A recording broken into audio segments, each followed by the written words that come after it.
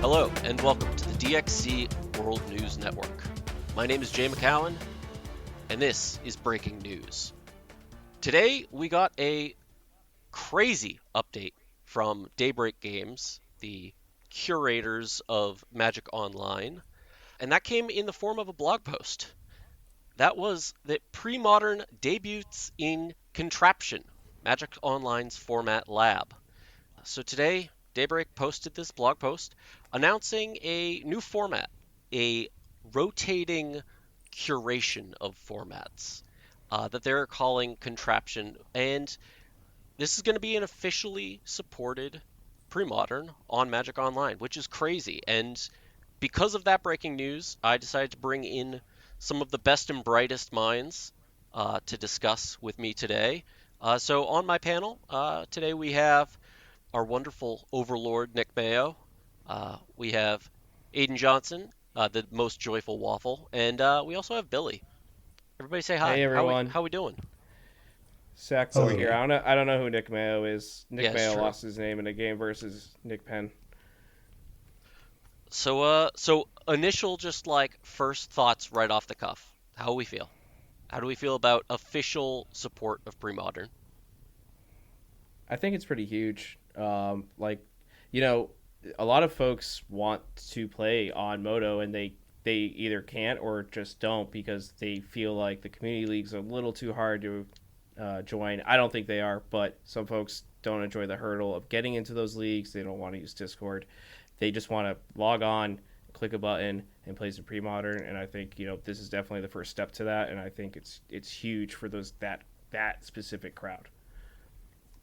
Yeah, the community series has been a fantastic thing that's been run uh, by obviously the community to get pre-modern onto Magic Online, but it does there is friction, and in a world where everybody just wants endless dopamine hits for absolutely no sunk cost, I I think this is definitely a fantastic addition.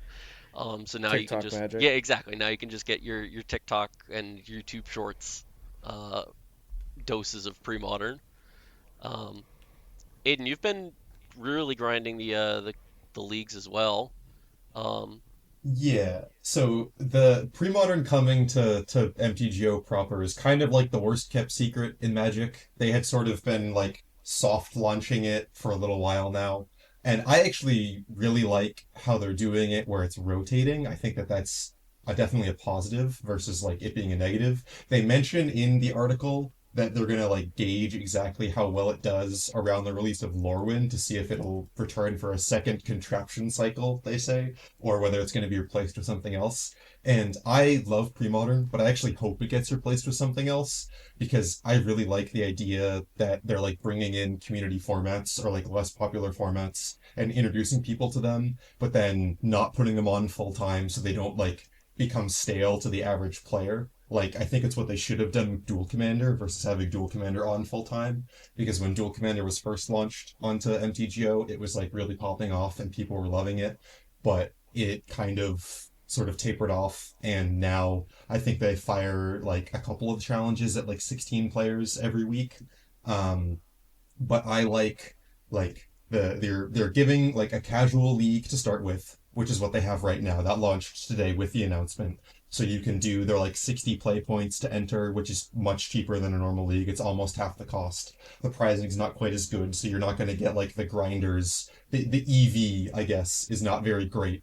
So the grinders are not going to like play pre-modern over doing something else. And like that allows people who want to play the format to kind of get their foot in.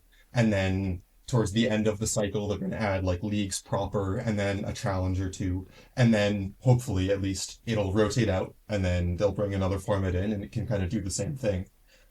So I like the addition as long as it remains a rotating thing, is my TLDR.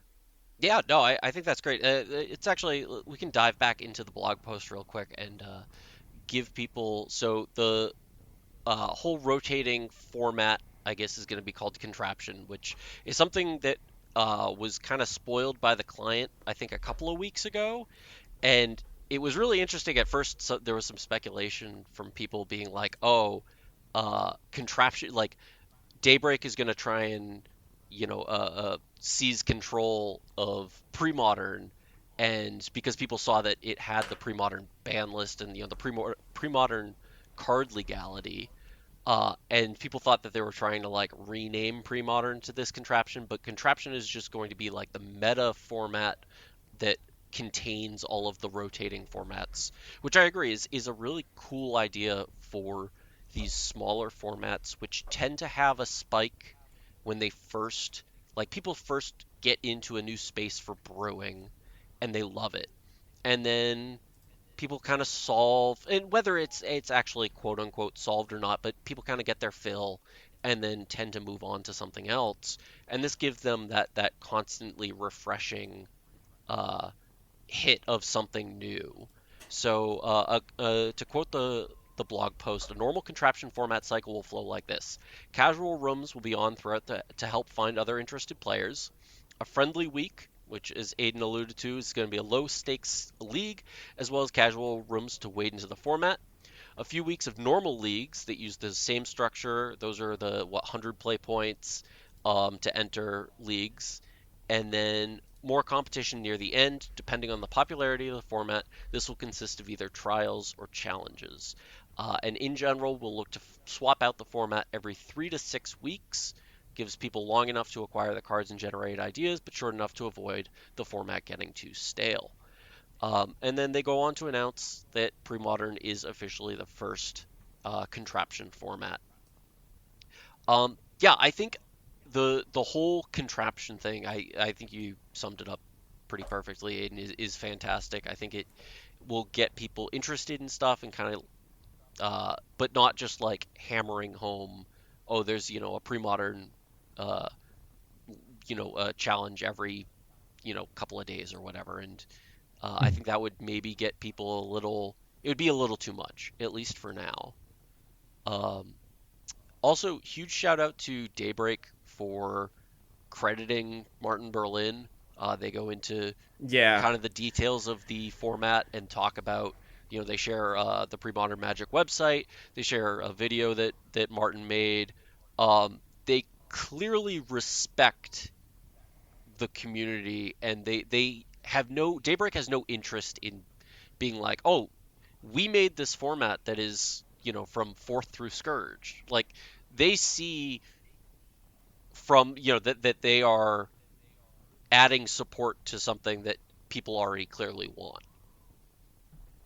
I think that is yeah. definitely, I thought that was really cool. I didn't expect them to actually do that. They even linked to like, I think they linked to the site, they linked to the video, they name dropped Martin himself. Like, it was very clear that they either already are familiar with the format or at least did a lot of research into figuring out, where did this format come from, who made it. Oh no, let's give credit where credit is due, and that really huge props to them for that.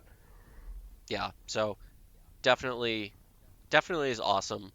Um, so we have some dates that is for contraption for this first phase, which is going to be until December 17th, so roughly a little more than a week from now. We're going to have pre-modern friendly leagues, and then there's going to be 2 regular leagues. I guess All Access is coming back to Moto, which, if you don't know, is what, $25 usually, and gets you access to every single card on Magic Online. Um, I tend to do these when, like, I don't play a ton of Magic Online, but I always love to play the Vintage Cube, and I'll generally, when they do these all access passes, I'll spring for them because for, the cost of like a couple of leagues, and they generally get you a couple of event entries.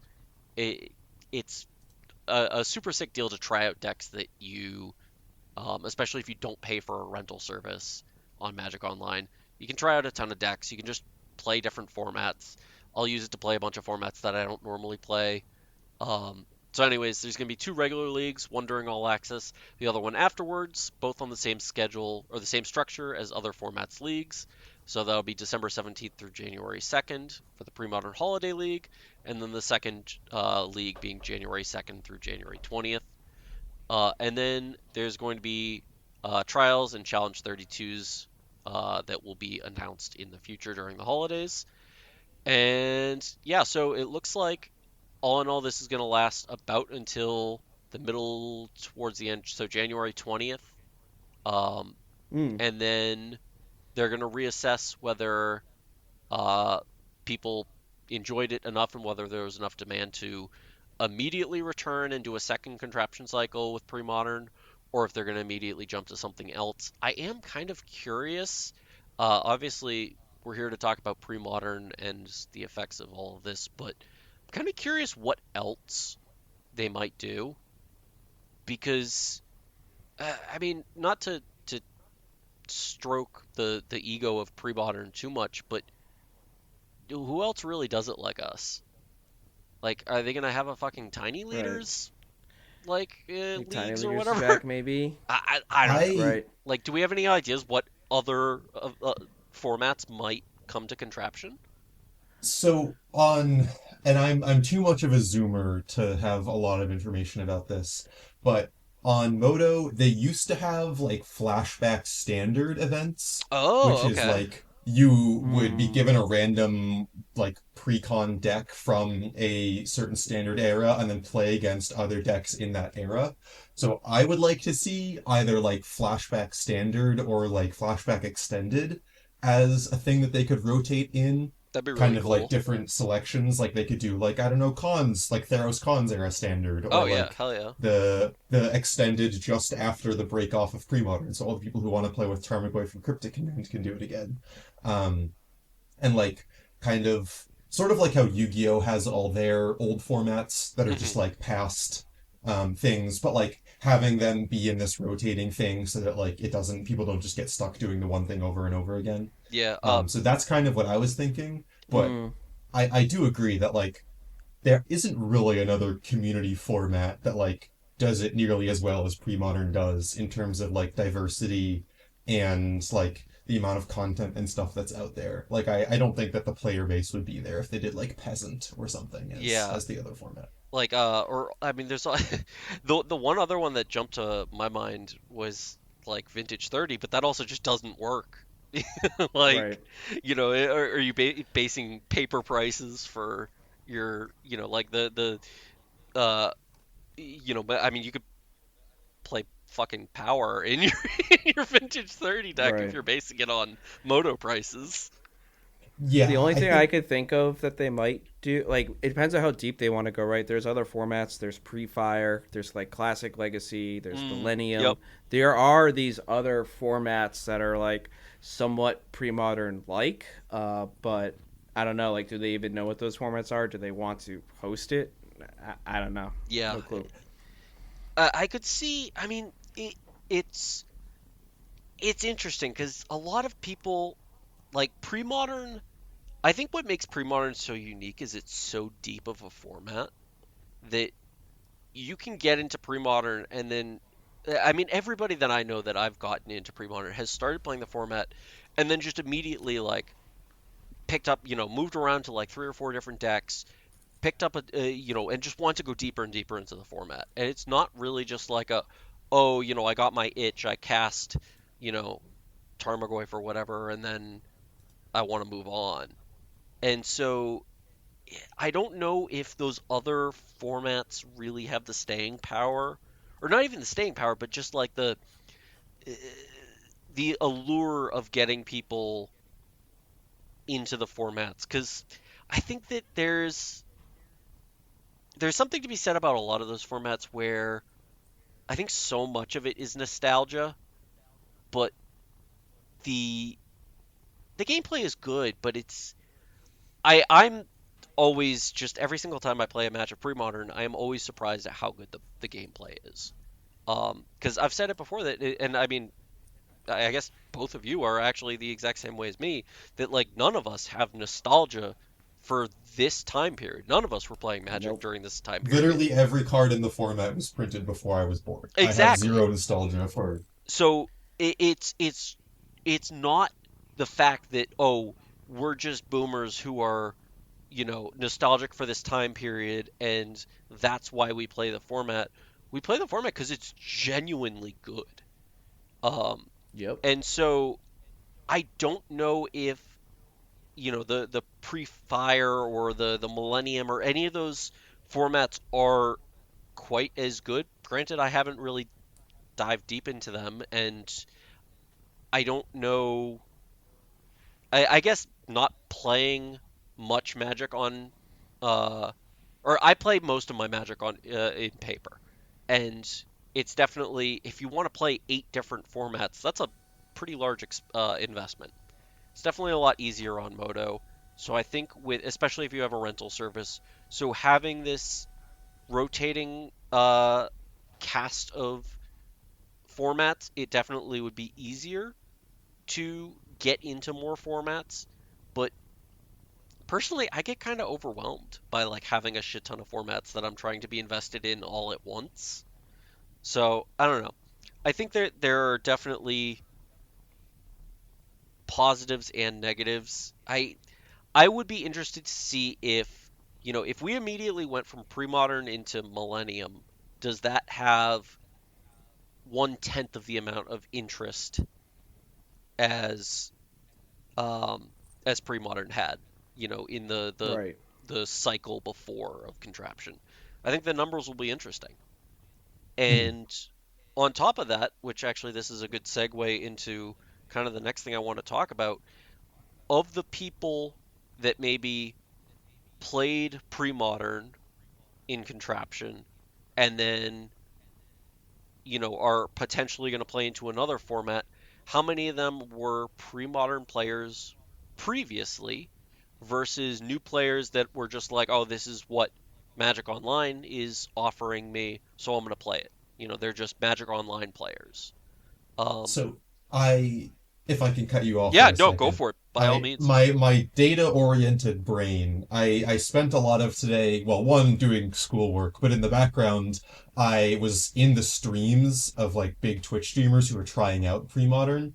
Like I was in Caleb D's stream. I was in a couple other people, Hmm. but I kind of wanted to see like what Twitch chat's reaction to it was. Hmm. And I would probably say like 80%, if not more, of the chatters were seeing pre-modern probably gameplay for the first time or one of the first times and had very little format knowledge. And then probably like 70% of that 80% were saying like the format looks really cool and it's something that they want to try out. Hell yeah. Um, This is our so man on the I street think reporter.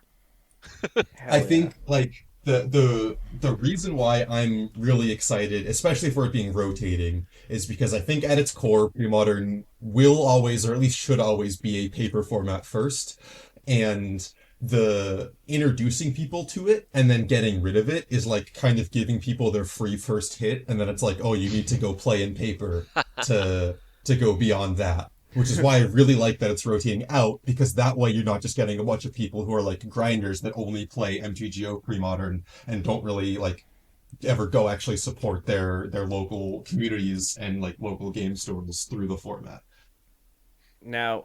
But call me crazy or question my reading comprehension skills, but I swear somewhere in that article they mentioned something about a pre-modern dedicated space in February, something like that. I want So to see if I can find the yeah, near exact near line. the end of the article, they say that, um, or in the middle of the article, I think it was, they definitely do say that they are interested in running, um, that, where was it? So, because you are totally right, or Okay, yeah, yeah, cool. I'm not gaslit yeah, here. we aren't able to provide pre-modern its own room. So, all right, I'll back up. Given the growth of the format in the last few years, particularly at in-person conventions, cough, like LobsterCon, we You're run, welcome. yeah, you're welcome. We believe pre-modern will Sorry. generate enough play to become a regular format. So they are interested potentially in making it a regular thing. But due to some technical concerns, we weren't able to provide pre-modern its own room until at least late February. So I agree with everything you're saying, Aiden. That like, but it seems like Daybreak might not. But I think that there is definitely uh, there is some reason to keep it as just like a rotating thing and just sprinkle in um, these events from time to time. Something that some other people were saying and talking about was that if there's this constant, Premodern has always been a community format. It's from the start. Not only is it by the community, but it's a community format that is for the community. It is, in every sense of the word, just it's made by the community. Um, Without other people, we wouldn't have anything. It's the I guess what I'm trying to say is it's the corny part, but it's like it's the gathering that it's all about. And if you're just hitting nonstop queues for moto leagues, you're not engaging with the community. You're not engaging in those cool events. And that's definitely a downside. So, Yeah, I would say that I think that there's a distinction to be made between when they say give pre-modern its own room, it's not totally clear what that means because like mhm, at the moment on Moto, like Momir Basic has its own room in fair, specialty play fair. where like you have the rules enforcement for it and you can find other people who've made rooms. Does having its own room mean there's going to be full-time leagues with prizing and challenges, or does it just mean that it's going to have a section with pre-modern rules enforcement? True. Very true. So yeah, we shouldn't jump the shark too much on like what that necessarily means. Um, but I do think at the end of the day, my read of this, and I've seen some far more negative reads, is that I think it's just if we can get people. So the pre-modern community has always been afraid of, EV hounds, people that are sharks, people that are angle shooting, people that are just there to win prizing and not give anything back. And I think that you're always going to have some people that act in that manner no matter what. But I think the community aspect of pre-modern has done a pretty good job of self-selecting for very a very positive everything. So I think personally, the way I see it is this is going to get more people to play pre-modern. And at the end of the day, that's really all I want. If we can get more people to get kind of like you said, get that first little bump, that first taste of what it's like, uh, I think those people will then seek out more people, more like-minded individuals to share space with and to engage in community events. And that's my hope. Um, there's a world where this blows up and this just like I don't know. Next year we get pre-modern Commander run by Wizards. And it's a Pro Tour format, and it sucks. I don't know, but I personally have a tough time seeing this as anything other than a positive.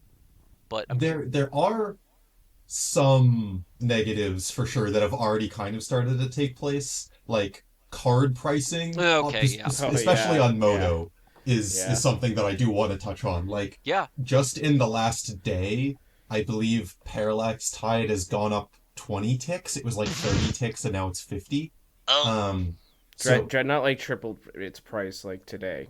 yeah, and these are kind of unavoidable at the moment for Daybreak themselves. Like, I hmm think that they should add pre-modern. If you're going to have pre-modern as a format that's supported at all, you should put these pre-modern cards in chests so that mm, the supply of them increases. Um, but at the moment, like that's a secondary market thing. That's not really something that Daybreak has a lot of control over. yeah. No, I think adding the cards to chests would be a very. Or I actually don't know what like what is the like pool of cards that chests pull from? Is that a publicly known thing? I believe it is. Yeah. If it's not, I people talk about it as though it is. So Fair. Well, people talk about a I'm lot of things as though they're publicly known. But yeah, no, I agree. That would be if they're not already. A lot of those staples should be added. And a pre-modern masters or whatever, akin to some of the old like vintage sets that they did to increase yeah. prints of certain cards would be sweet. but I don't know how much they have to go through for hurdles. But the way I see it is like if Premodern increases in, the number of people that are playing it, no matter what, prices are going to go up. Does it Yeah, suck? Yes. Does it's it suck for inevitable. people that, didn't get in on the ground floor? Absolutely. Um, I think for a lot now, it's I don't know moto prices as well, and especially because there are some really weird cards that are pennies in paper that are oddly expensive and on moto, but like I think that on average, pre-modern decks have got to still be pretty cheap. Um, but I can't say that for sure. Actually, let's look at. All right, let's go to like MTG Goldfish. So if I currently have the 400 ticks mana traders, although with like the bonuses I'm up to like 430, and I can afford, or before they announced all of this today, I could afford basically every single deck in the format on MTGO. Now, I was just playing a league today, and I'm in my second league with Tide Control, and it's at about 410 ticks, and beforehand it was about like 230. Um, and there's like a couple key cards per deck, I guess, that have gone up in price a bunch. Mm-hmm. Um, like somehow Hydroblast and Blue Elemental Blast have gone up even more. There are already cards that are astronomically more expensive on MTGO than they are in paper. In paper, I think you can get a blast for like, I don't know, what, $1 if you don't care about Oh yeah. printing. And on Moto, it's like 16 or 17 ticks right now. Um, Sheesh. but so like there are, and those are cards that are played in other formats too. So there's kind of some overlapping problems with like expensive cards in pre-modern that like I would like to see handled just across the board. Um, like I don't think that there's a lot of reason for like these older cards, like newer stuff like Tameo or whatever being expensive. I could understand that. But all these old cards that like could be in chests or like they could have vintage masters or whatever to make them more accessible. Um, I think that that's something that they should probably look into doing, just in general, but especially now if they're looking to have pre-modern be more involved. Yeah, it's looking at like Goldfish, just like it looks like a lot of decks are in the kind of 100 to 200 ticks range, couple 250 maybe 300 ticks, but it doesn't seem like it's you're not paying 200 ticks for a playset of Quantum Riddlers or whatever. Um, Yeah, it's definitely not as bad as other formats. And if they are adding like all of the pricing and stuff to things, you can actually make back your rental cost playing pre-modern, whereas you couldn't in the past. So for all the people who like that's kind of a hiccup, that's less of a problem now because with the actual league stuff, you can get chests that you can sell and whatever. I'm not even talking about like an EV make money thing, just as a like I don't like paying for my rental if I'm not making back the amount that it costs in like through selling chests and stuff. So I wasn't playing as much Moto pre-modern because of that, because like it's hard when it's the only format that you're playing and you're like basically paying to play it and not getting anything in return. But like that's kind of a nice part about prizing. Um, but I definitely also see the concern of like, well, if you're adding prizing to it, now you're getting all of the people who like double and triple Q events to like add pre-modern to that list of things to try and make money off of it.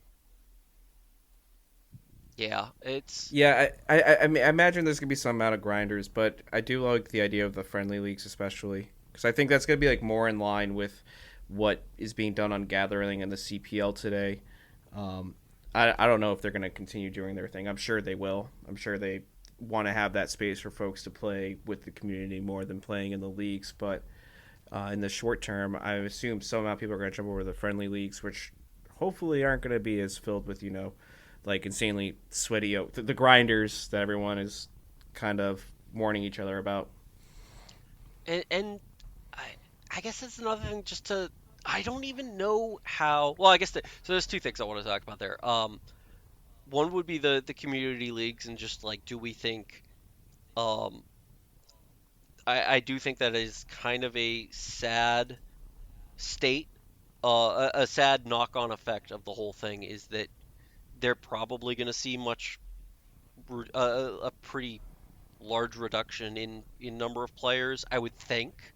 Maybe not, but I, speaking from experience as someone who plays in the CPL from time to time, I probably won't as long as MTGO has like proper pre-modern support on there. Like it's kind of I wish that I could, but it's kind of hard to justify playing games that don't matter when they're you could play games that like do, if that makes sense. I agree, Aiden. Like I've been playing the CPL for a while now, and I same thing. Like sometimes I also just because of life things that are going on, I do need to be able to log in, just kind of click a button and play. And I hope that's what we really get here. yeah, and I guess I kind of touched on it a little bit, but like I also, and this is tough. I don't, well, I don't want to like sound like I'm talking down on Magic Online. Like it's obviously a fantastic tool, and I think it's a fantastic way to play the game. But there is something so special about playing paper Magic, and it really is a night and day difference, at least to me. And when you look at obviously the community that was built around the CPL and everything is awesome, but compared to paper events, man, it's just like I think they're like it's two different discussions. So Mhm. I don't really think that anybody's going to be like, oh, I can play a league, therefore I'm not gonna, go to the next Duress Crew regional event, because I can Mhm. not wear pants and play a challenge or whatever. Um, Oh yeah, I don't think that's gonna happen. Like I Yeah. think, like I don't also think we're gonna get like some influx of players either. There are people who are called MTGO grinders because they grind MTGO. They don't grind paper events, right? Like, Mhm.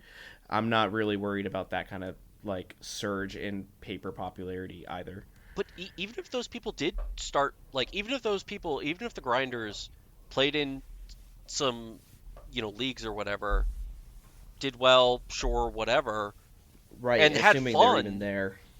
and then we're like, dude, this is actually really good gameplay.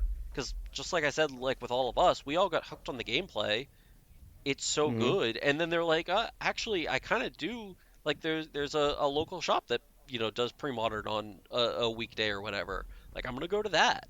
Like if a grinder starts playing, I mean, sure, more people the merrier. And I think the only people that I think are like really down on like, oh, the sweats are gonna start playing is it's like the same people that yearn for 2018 pre-modern when you could play just the Mm-hmm. absolute worst decks imaginable and be quote unquote competitive with them. Mhm. And go ahead. I think as well the concern of like it's was kind of a concern that like pre-modern had before and especially now of like oh well the format's going to get solved now that there's a lot of attention to it and I think that that's kind of I think that's not true for two main reasons.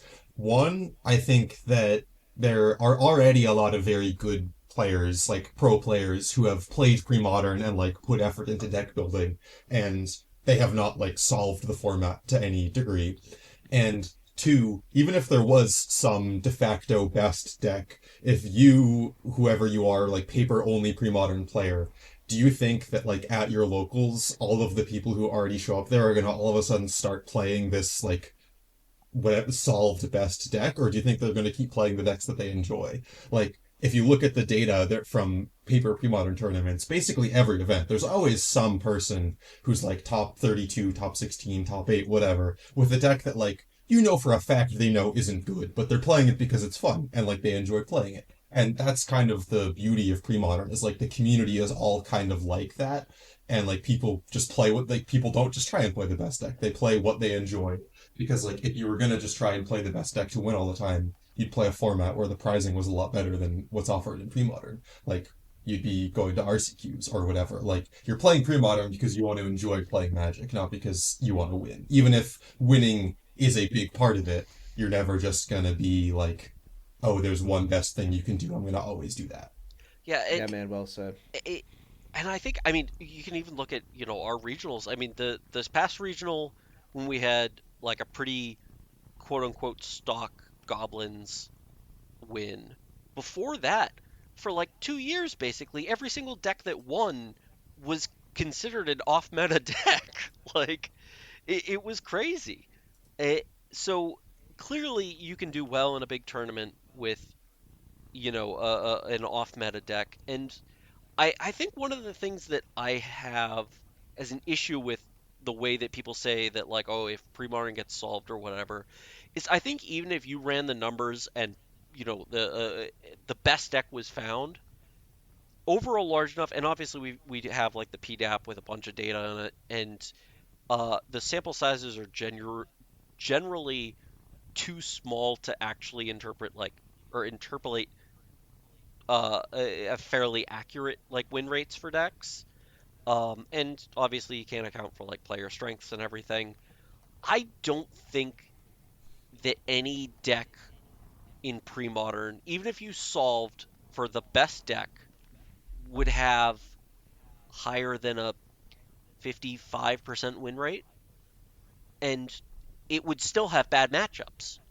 Like, even in a solved pre-modern format, I don't think there's any single perfect deck that has no weaknesses and has a 70% win rate. Like, it doesn't exist. There's no the format has for the most part gotten like with a well curated ban list, there's no clear design mistakes that are just going to result in a VV Cauldron deck that just has no bad matchups and is perfect.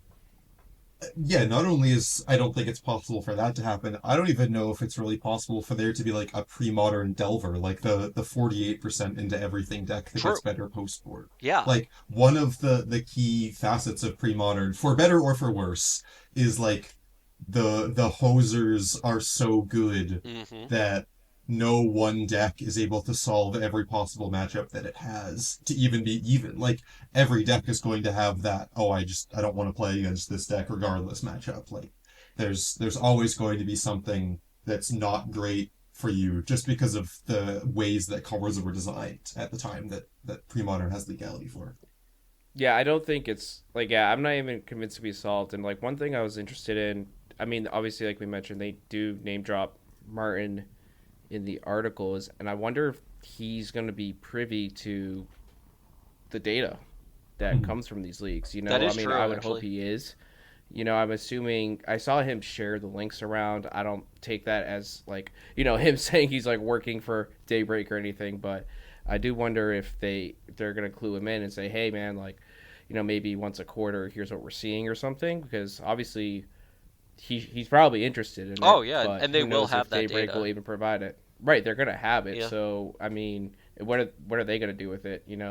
I don't know. Yeah, no, I think that would be fascinating and also something that I would definitely be interested in reaching out to Daybreak and say, hey, obviously, we know you guys have the data and, whether they're either interested in, just sharing, cliff notes of like, this is what we saw, or if they're interested in, obviously it's a lot of work to ask for them to like sanitize the data or whatever to get rid of, uh, unique identifiers and stuff for players, but it would be Mm. fascinating to see. Um, Going back actually to the Daybreak, just build an API for us, please. yeah, Just exactly. build Just a let us simple API. It's easy, and just give us the keys. We'll take just care of let the us rest. scrape your database of every Magic event. Get, Um, yeah, and I guess something else I want to say just quickly before we moved on about the whole solving of the format is even in a solved format. So the downside that comes from a quote unquote solved format is that you no longer have the joy of deck building, because the idea being that the optimal build of everything has been found and there's no longer any any more puzzle to be solved. Um, which to that I would say that the majority of people that play Magic aren't building decks anyways. They're, largely just looking at lists they see online that have already done well and copying from there. And two, the uh, the puzzle still the puzzle still exists. It just gets reframed slightly differently in that because there's no single optimal best deck in pre-modern, and I don't think there ever will be, and because, like Aiden said, the hosers are so good, you get this kind of rotating meta where um, one deck will do really well, and then the meta will adjust, and you'll see a bunch of other decks that do well against that deck come up, and then it's just, okay, where do I want to position myself in relation to the meta? Do I want to be playing the deck that beats the deck that I think most people are going to be playing? Do I want to be playing the deck that beats the decks that beat that? And it just the puzzle has to get reframed slightly. And I don't think I think a lot of people don't understand that and don't, they see it as like, well, no, it's a closed format, it's solved, therefore that's a bad thing, and there's no puzzle for me to try and crack. I disagree. I think that there totally is. It's just you just need to frame it slightly differently. Um, but I guess moving on from that, did we have anything else that we wanted to talk about for Contraption or pre-modern coming to Magic Online or anything in general? Um, I kind of have, before I get into anything else, I have this kind of, I wanted, I have a thought, yeah, yeah, and go to for it. the people Spit.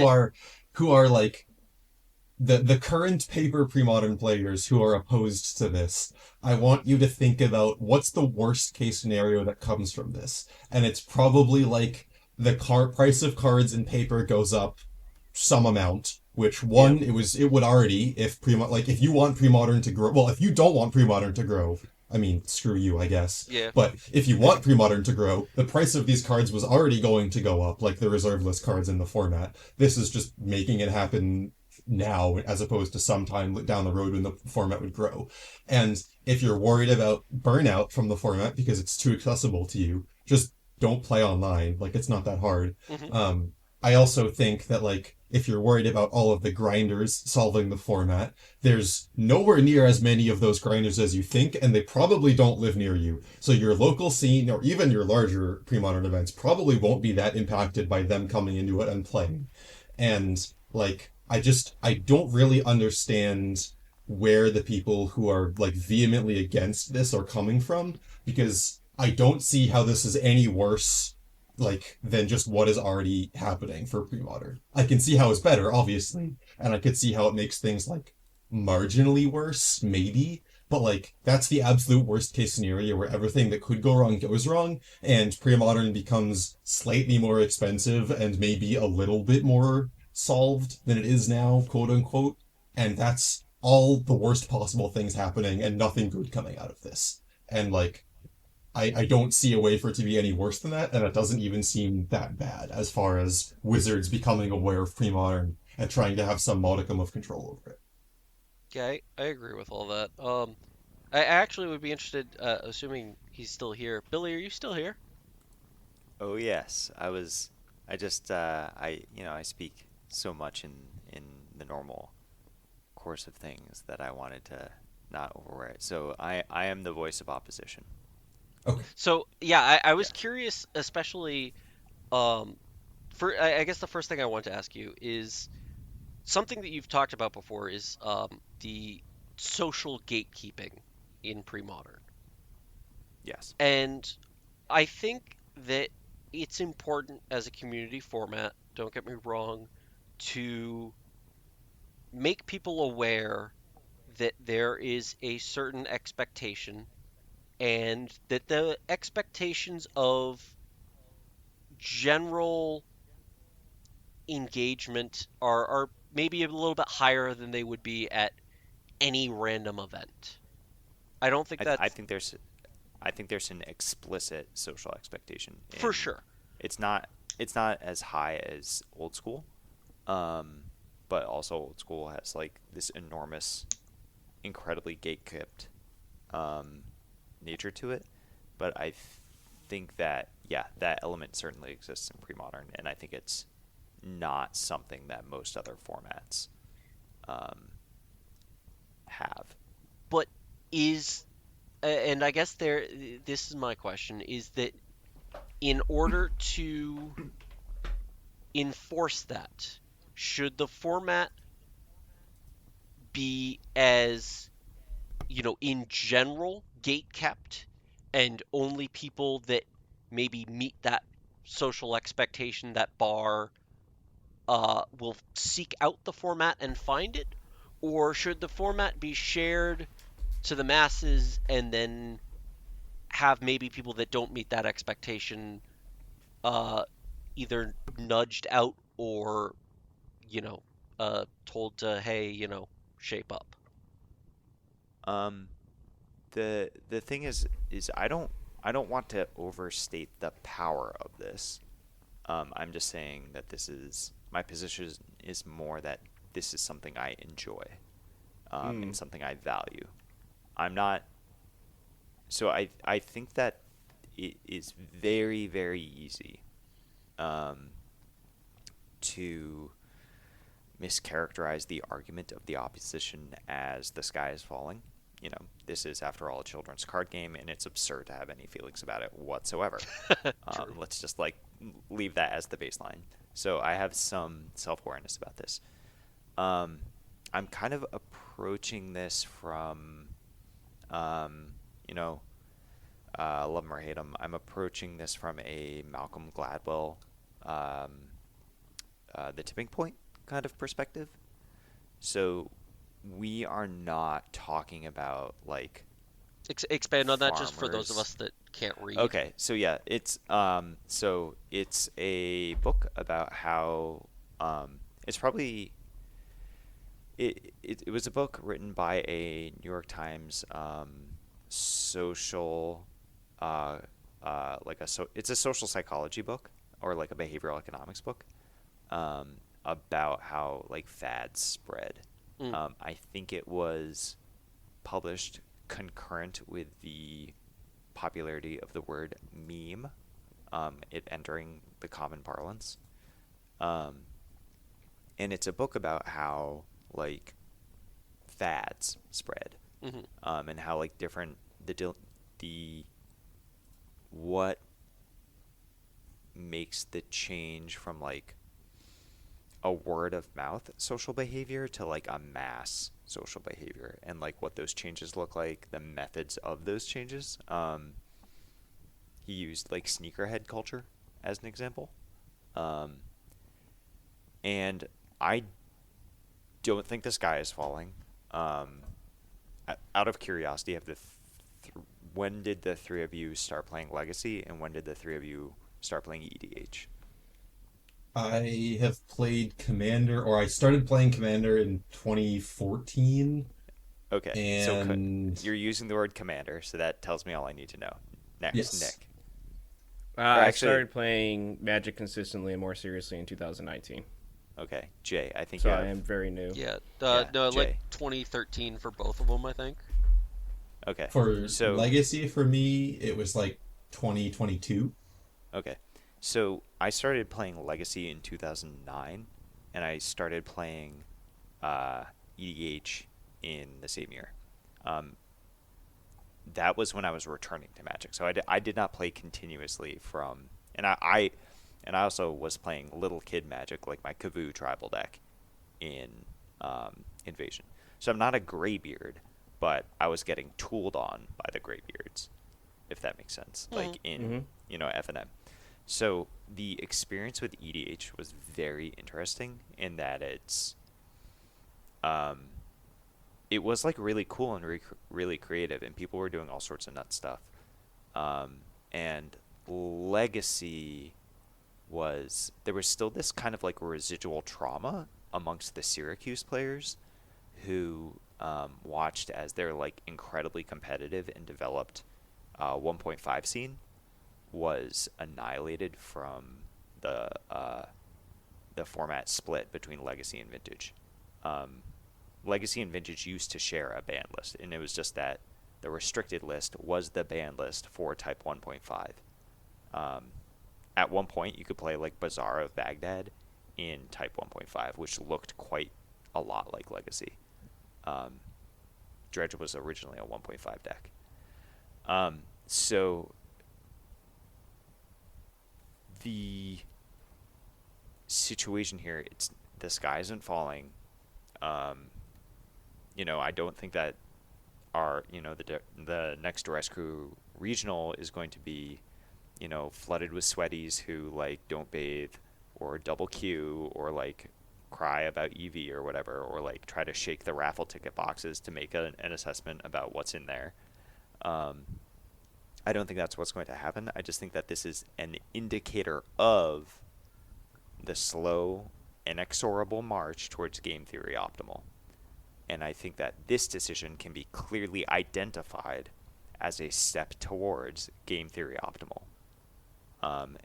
And my experience in Premodern has been an intense joy in both in participating in that march myself, but also like at times choosing not to.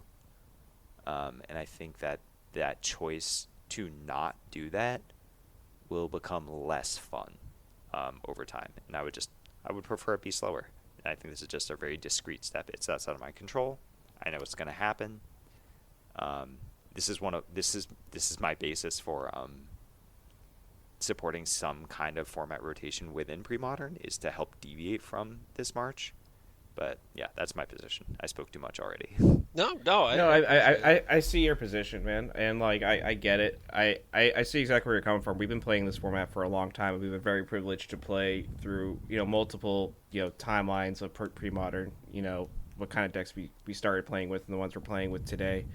There's obviously always going to be a march to game theory optimal, and maybe I think this is kind of how old school started fracturing and having their own sub formats. Premodern. I'm not necessarily saying or advocating for sub formats or Premodern, but I think for some of the community there are vocal groups who might start doing that. They might want to start banning certain cards and playing certain cards instead because they're already nostalgic for 2021. And that was only 4 years ago. I do think there is something I want to push back a little bit on, and that's the how do I put this?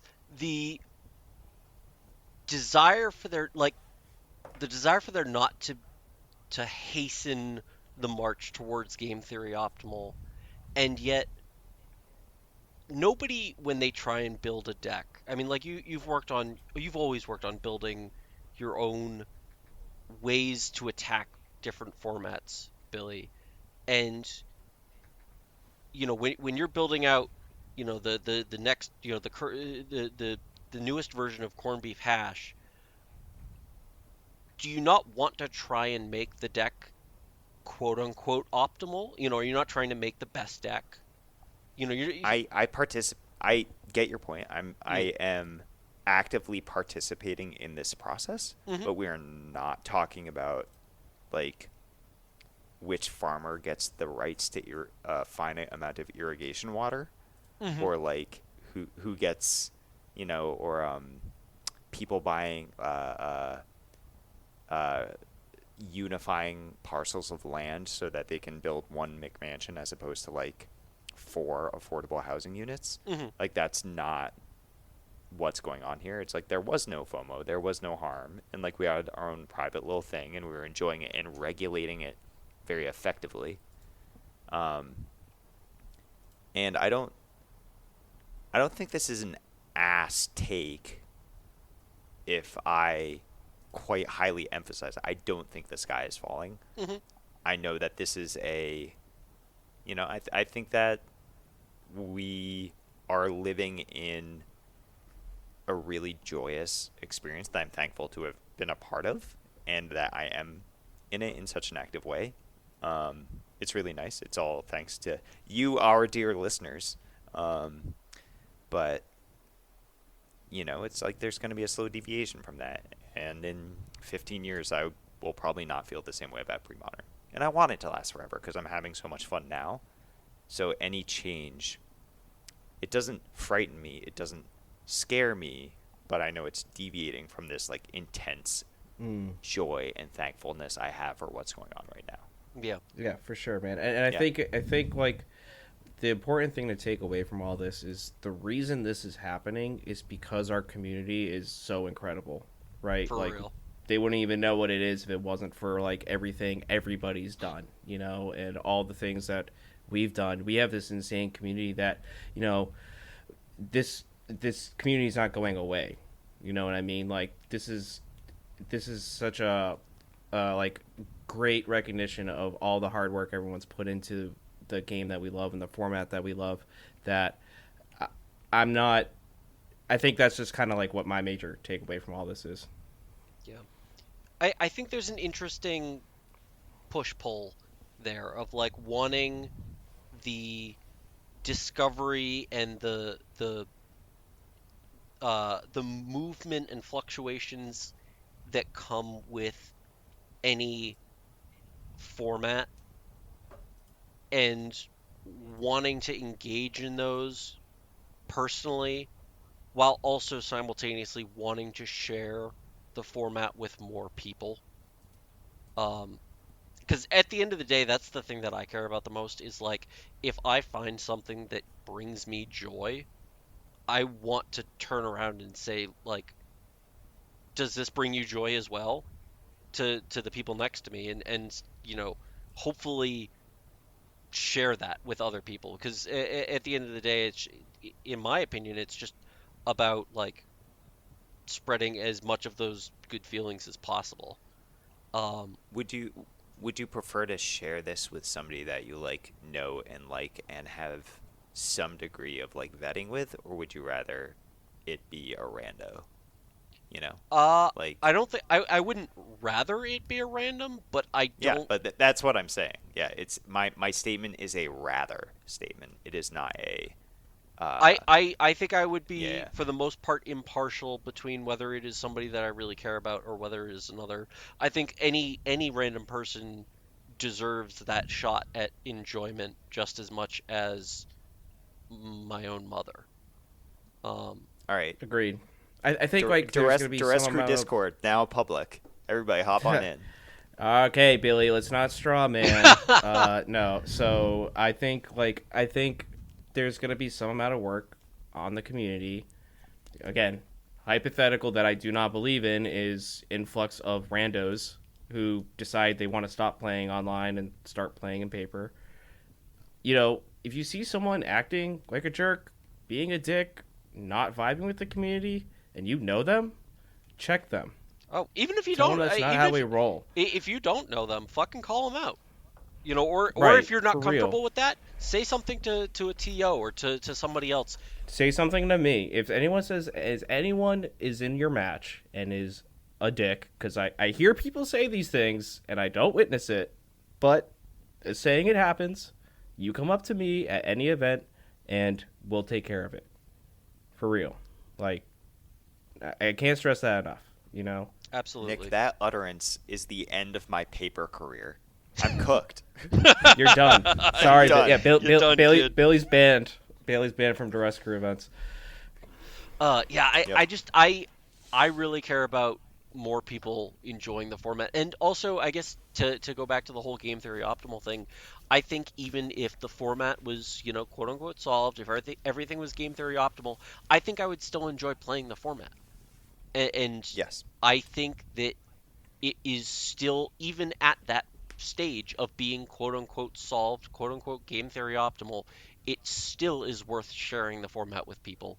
So if it means that I get to partake in the march towards game theory optimal a little bit less in order to share the format gameplay with more people, I think that's worth it. That's my personal opinion. And you can fucking Amen, suck brother. a dick if you disagree. All right, do we have anything else to talk about? I don't know. I've said my piece, I think. Anybody else have anything else to add before we mic drop on that? I think that's a great closer.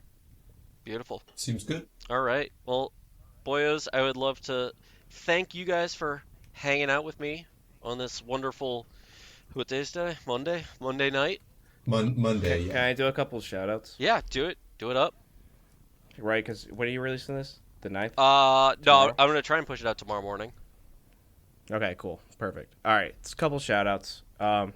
Look, I think supporting these leagues is going to be really important if you actively care about the growth of Premodern. If you don't care about the growth of Premodern, whatever. That's If you your, want your Premodern opinion, to man. stay small and die.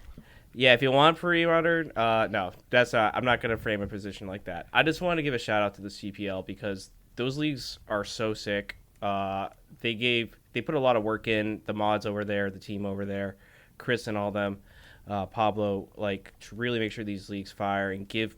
We're the first people to give pre-modern players a place to actually play a league besides random casual lobbies in freeform. So if you are interested in playing the CPL leagues, especially if pre-modern goes through contraption and doesn't continue, you can find that at premodernseries.org. Definitely recommend checking it out because it is a great league. They have 2 every month. They're 2 weeks, 6 matches at your leisure. Really can't recommend it enough. If you're new to the format and you're listening to this podcast and you're wondering where to get started in MTGO with Premodern, you can check out our PDAP, Premodern Data Analysis Project, at That's what it stands for. data.therescrew.com. Yeah, is what it stands for. Data.therescrew.com. We have a matchup matrix for all different data that we pull from the community leagues for different matchups between decks, percentages, confidence intervals, all that good stuff. Definitely check that out before jumping in.